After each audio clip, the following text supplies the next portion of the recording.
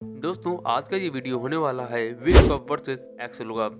तो अभी मैंने आपको समझाने के लिए एक डेटा लिया है जिसमें हमारे पास है product ID, product name, category, MRP, stock और सप्लायर यहाँ पर लिया हुआ है।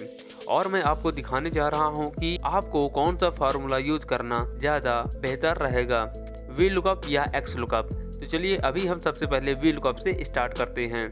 तो अभी हमारे पास है प्रोडक्ट नेम और प्रोडक्ट नेम से हमको यहाँ पर MRP एक प्रोडक्ट की फाइंड करना है। तो चलिए हम यहाँ डबल क्लिक करते हैं और उसके बाद यूज करते हैं VLOOKUP फार्मूला। तो आपको प्रेस करना है इक्वल और यहाँ लिखना है VLOOKUP। जैसे आप ये प्रेस करेंगे तो आपके पास सजेशन आ जाएगा। यहाँ से आप टाइप की प्रेस कर दीजिए, लुकअप वैल्यू इस वाले सेल को यहाँ सेलेक्ट कर लीजिए। देन इसके बाद आपको कॉमा टेबल एरे में आपको प्रोडक्ट नेम से लेके MRP तक सिलेक्ट कर लेना है। अभी आपको प्रोडक्ट आईडी सिलेक्ट नहीं करना है क्योंकि अभी हमारा प्रोडक्ट आईडी लेफ्ट साइड से पड़ रहा है और इसका हमें अभी काम भी नहीं है। तो हम यहाँ प्रोडक्ट से लेके MRP तक इनको सिलेक्ट कर लेंगे। डेटा को क्विकली सिलेक्ट करने के लिए हमने इन तीनों कॉलम को सिलेक्ट कर लिया है। उसके बाद हम अपने कीबोर्ड से कंट्रोल शिफ्ट के साथ डाउन की प्रेस करेंगे जिससे हमारा पूरा डेटा एक बार में सिलेक्ट हो जाएगा, जैसा कि आप यहाँ देख सकते हैं। इसके बाद आपको लगाना है कॉमा और यहाँ पर देना है आपको कॉलम इंडेक्स नंबर। दोस्तों कॉलम इंडेक्स नंबर वो होता है कि जिसमें से जो भी डेटा आपने सिलेक्ट कर रखा है उसमें से जो MRP का कॉलम है वो किस नंबर पर पड़ रहा है। तो प्रोडक्ट नेम हमारा हो गया 1, कैटेगरी हो गया हमारा 2 और MRP हो गया हमारा 3। तो हमने इस डेटा में से हमारे तीसरे नंबर पे MRP पड़ रहा है तो हमारा कॉलम इंडेक्स नंबर 3 होगा। तो चलिए हम यहाँ 3 पास कर देते हैं। देन कॉमा और एग्जैक्ट मैच के लिए 0 ब्रैकेट को यहाँ हम क्लोज करके एंटर कर देंगे। तो अभी ये हैशटैग एन एरर बता रहा है। तो जैसे हम यहाँ कोई भी प्रोडक्ट को कॉपी करके यहाँ पेस्ट करेंगे तो उसका MRP हमारे पास निकल कर आ जाएगा। तो चलिए हम इसके साइज़ को थोड़ा सा यहाँ पर इंक्रीज कर देता हूँ। तो आप देख सकते हैं 1550 रुपये गेमिंग कीबोर्ड की MRP हमारे पास निकल कर आ गई है। अब चलिए हम दूसरा कोई प्रोडक्ट ट्राई कर लेते हैं। तो यहाँ से हम माउस पैड एक्सेल को ट्राई करते हैं। इसका MRP है 1350। तो चलिए हम इसको यहाँ से कॉपी कर लेते हैं और यहाँ आने के बाद हम यहाँ पेस्ट कर देते हैं। तो आप देख सकते हैं MRP इसका 350 आ गया है। तो आप इस तरह VLOOKUP का यूज कर सकते हैं। अब चलिए हम इसी जगह आपको XLOOKUP का यूज करके दिखाते हैं। तो आप देख सकते हैं हमने सेम हेडिंग्स को यहाँ कॉपी पेस्ट कर लिया है और हम यहाँ यूज करेंगे XLOOKUP फार्मूला को। तो चलिए हम यहाँ डबल क्लिक करते हैं और यूज करते हैं XLOOKUP। तो चलिए हमने इक्वल प्रेस कर दिया है। उसके बाद हम लिखेंगे XLOOKUP देन कॉमा लगाने के बाद जैसा कि VLOOKUP में था लुकअप वैल्यू तो हम इसी को XLOOKUP में भी आपको लुकअप वैल्यू देना है। तो हम यहाँ इसको सिलेक्ट कर लेंगे।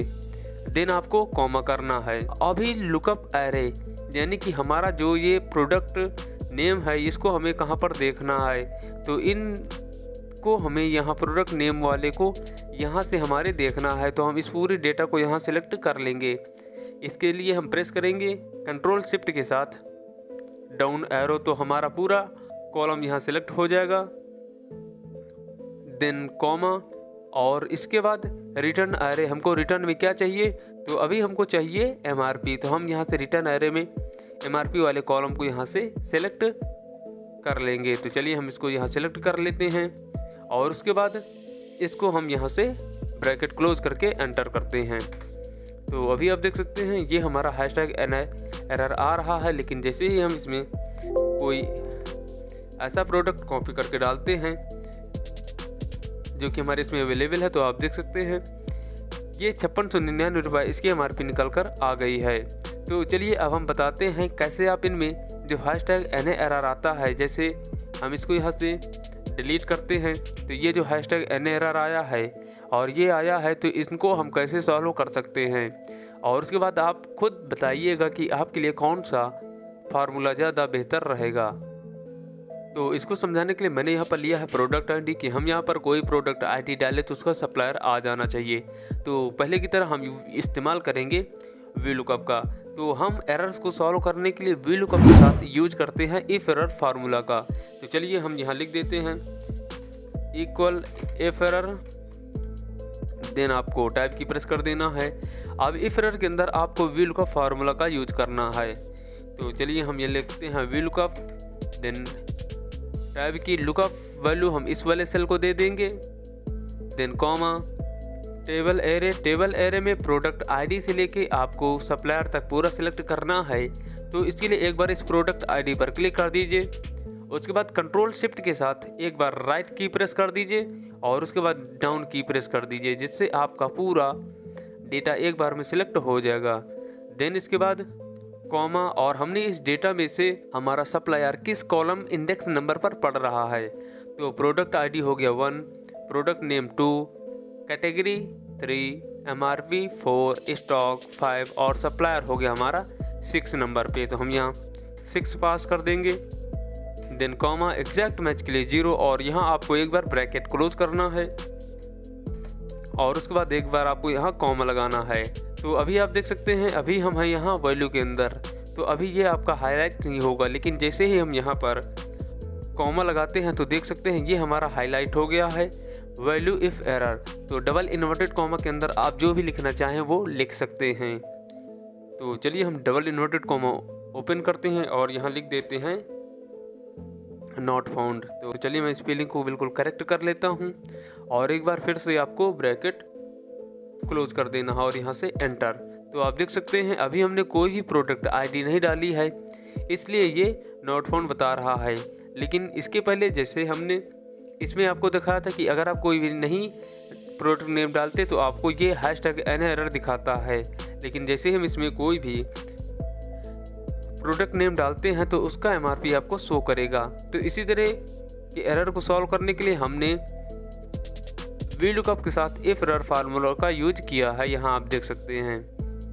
आप चलिए हम इसको यहाँ एक बार एंटर करते हैं और यहाँ से हम कोई भी प्रोडक्ट आईडी एक बार उठाकर कॉपी करके यहाँ हम डाल देते हैं। तो आप देख सकते हैं अगर कोई प्रोडक्ट आईडी हमारी लिस्ट में है तो उसका डेटा हमारे पास शो करेगा, लेकिन इन बाई चांस अगर हमने कोई ऐसा प्रोडक्ट आईडी डाल दिया है जो कि शायद हमारे डेटा में नहीं है तो उसकी जगह हमें एरर ना शो करके नॉट फाउंड शो करेगा, जिससे हमको बिल्कुल ईजिली पता चल जाएगा कि ये चीज़ हमारे डेटा में अवेलेबल नहीं है। तो चलिए अभी हम बात करते हैं XLOOKUP से कैसे आप #NA एरर को सॉल्व कर सकते हैं। तो हम नीचे ही इसको लगाते हैं, तो हम इसको यहाँ से कॉपी कर लेंगे और यहाँ हम लाकर इसको पेस्ट कर लेंगे। तो चलिए हम यहाँ प्रेस करते हैं इक्वल, उसके बाद XLOOKUP, देन टैब की लुकअप वैल्यू हम इस वाले सेल को दे देंगे, देन कॉमा लुकअप एरे। अभी ये प्रोडक्ट आईडी आपको कहाँ देखना है, तो हमको प्रोडक्ट आईडी यहाँ देखना है। तो हम यहाँ से एक बार इसको क्लिक कर देंगे और यहाँ से कंट्रोल शिफ्ट के साथ पूरी रेंज को एक बार में सिलेक्ट कर लेंगे, देन कॉमा। अभी आपको रिटर्न एरे में क्या देखना है, तो अभी हमको देखना है सप्लायर। तो सप्लायर में एक बार हम क्लिक कर देंगे। अभी हमको इस रेंज को सिलेक्ट करने की कोई ज़रूरत नहीं है कि हमने VLOOKUP में ऐसे करके अपनी पूरी रेंज को सिलेक्ट किया था, तो इसमें हमें ऐसा नहीं करना है। हमको बस सप्लायर सिलेक्ट कर लेना है क्योंकि हमको सप्लायर से ही हमारा रिटर्न चाहिए। तो हम यहाँ कंट्रोल शिफ्ट डाउन एरो की प्रेस कर देते हैं। तो अभी आप देख सकते हैं ये हमारा ब्लैंक है, इसलिए इसमें ये ऐसा शो कर रहा है। तो चलिए एक बार हम और पूरे डेटा को सिलेक्ट करते हैं। तो आप देख सकते हैं हमने पूरे डेटा को यहाँ सिलेक्ट कर लिया है और बस आपको एक बार कॉमा प्रेस करना है और उसके बाद आ गया है वैल्यू इफ़ नॉट फाउंड में। तो यहाँ हम डबल इन्वर्टेड कॉमा में लिख देते हैं नॉट फाउंड और ब्रैकेट क्लोज करके एंटर। तो चलिए हम यहाँ से एंटर कर देते हैं, लेट मी चेक। ओह, तो प्रॉब्लम ये है कि हमने यहाँ डबल इन्वर्टेड कॉमा हमारा नहीं लगा है। तो चलिए एक बार हम यहाँ शिफ्ट दबा के डबल इन्वर्टेड कॉमा लगा देते हैं और यहाँ हम एंटर करते हैं। तो हम यहाँ कोई भी प्रोडक्ट आईडी कॉपी करके डाल देते हैं। तो चलिए हम इस वाले को यहाँ हम कॉपी करके डालते हैं। तो दोस्तों देखा आपने, हम यहाँ जैसे ही कोई प्रोडक्ट आईडी डालते हैं तो उसका सप्लायर नेम यहाँ पर आ गया है, लेकिन हम जैसे ही कोई ऐसा प्रोडक्ट आईडी डाल देते हैं जो कि हमारे डेटा में अवेलेबल नहीं है तो वो हमारा नॉट फाउंड शो कर रहा है। तो XLOOKUP में हमने किसी भी तरीके का कोई भी एक्स्ट्रा फार्मूला कंबाइन नहीं किया है और ये बिल्कुल VLOOKUP से विनर साबित होता है, क्योंकि जब हमने VLOOKUP फार्मूला का यूज किया है। तो चलिए, तो आप देख सकते हैं हमने VLOOKUP के साथ इफ एरर फार्मूला का यूज किया है, जो कि बहुत ही ज़्यादा टाइम कंज्यूमिंग के साथ बहुत ही ज़्यादा कंफ्यूजिंग है। अब चलिए मैं एक एग्जांपल के साथ आपको और बताता हूं, जिससे आपको ये सब चीज़ें बिल्कुल क्लियर हो जाएंगी। दोस्तों, अभी हमारे पास एक ऐसा डेटा है जिसमें हम प्रोडक्ट के नेम के बेस पर हमको प्रोडक्ट आईडी निकालना है। दोस्तों, आपको क्या लगता है ये VLOOKUP से पॉसिबल है? नामुमकिन है, क्योंकि VLOOKUP हमेशा आपको राइट साइड की वैल्यू उठाकर देता है। लेकिन अभी क्या है कि प्रोडक्ट नेम के बाद प्रोडक्ट आईडी हमारा लेफ्ट साइड हमारे पढ़ रहा है, इसलिए ये इसमें वर्क नहीं करेगा। तो इसके लिए हमको यूज करना होगा XLOOKUP फार्मूला का। तो चलिए हम यहाँ पर यूज करते हैं XLOOKUP फार्मूला का। तो चलिए हम यहाँ XLOOKUP टाइप कर देते हैं। दोस्तों, XLOOKUP आपको ज़्यादा सीखना चाहिए। अभी तक लोग फोकस करते थे VLOOKUP के ऊपर, बट मैं आपको कहता हूँ कि आपको VLOOKUP सीखने की अब ज़रूरत नहीं है। आप एक्सेल के सारे फार्मूला सीखिए, बट अगर आपको इम्पोर्टेंस देनी है लुकअप फार्मूला में तो आपको XLOOKUP को ज़्यादा वैल्यू देनी है, क्योंकि ये ज़्यादा आपका फ्लेक्सिबल है और इसमें से आप कहीं से भी डेटा इसको दे सकते हैं। कोई भी क्राइटेरिया इसमें नहीं है कि आपका डेटा, आपका लुकअप वैल्यू हमेशा लेफ़्ट साइड में होना चाहिए या फिर राइट साइड में। तो चलिए हम इस एग्जांपल की बात करते हैं। तो हमने XLOOKUP यहाँ पर टाइप कर दिया है। देन लुकअप वैल्यू हम इस वाले सेल को सिलेक्ट कर देंगे। उसके बाद कॉमा। अभी लुकअप एरे हमारा क्या होगा, तो हमारा ये है प्रोडक्ट नेम। तो हम इस वाले सेल को पूरा एक बार में सिलेक्ट कर लेंगे। Then comma. अभी क्या है कि रिटर्न एरे। अभी तक VLOOKUP में आपको इस पार से ही डेटा यहाँ से इसका देना था, इसका देना था, इसका देना था, लेकिन आप इसको नहीं दे सकते थे। लेकिन XLOOKUP में आप कहीं से भी डेटा दे सकते हैं। तो हम यहाँ प्रोडक्ट आईडी हमको चाहिए, तो हम यहाँ से कंट्रोल शिफ्ट के साथ डाउन एरो की प्रेस कर देते हैं। और इसके बाद अगर आपको एरर्स को सॉल्व करना है तो आप इसमें भी कॉमा लगाने के बाद डबल इन्वर्टेड कॉमा के अंदर कोई भी चीज़ लिख सकते हैं, नॉट अवेलेबल।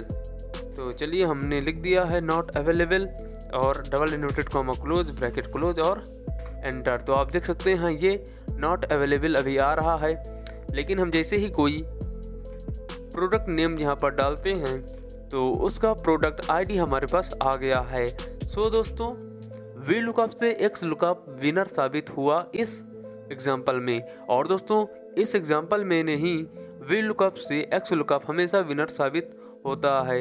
तो इस तरह मैंने आपको बताया कैसे आप प्रोडक्ट नेम को डालकर प्रोडक्ट आईडी निकाल सकते हैं। अगर आप इसको VLOOKUP से करेंगे तो आपको बहुत ही ज़्यादा टाइम लग जाएगा। आपको डिफरेंट फार्मूले यूज करने पड़ेंगे और इनमें आपको बहुत ही ज़्यादा कन्फ्यूज़न होगा। तो इसके लिए आपको सिर्फ अपने काम से मतलब है, इसलिए मैं आपको रिकमेंड करूँगा कि आप VLOOKUP से ज़्यादा XLOOKUP पर फोकस कीजिए। सो दोस्तों, आज की वीडियो के लिए सिर्फ इतना ही। अगर आपको वीडियो पसंद आया हो तो प्लीज़ चैनल को सब्सक्राइब, वीडियो को लाइक कर दीजिएगा। इसके अगली वीडियो में मैं आपको एक और एग्जाम्पल बताऊँगा जिसमें हम VLOOKUP और XLOOKUP का कंपैरिजन करके आपको दिखाएंगे। और उसके बाद आप हमें कमेंट में बताइएगा कि आपके लिए कौन सा फार्मूला ज़्यादा इम्पोर्टेंट लगता है। So I will see you in the next video. Good bye, thank you, Jai Hind.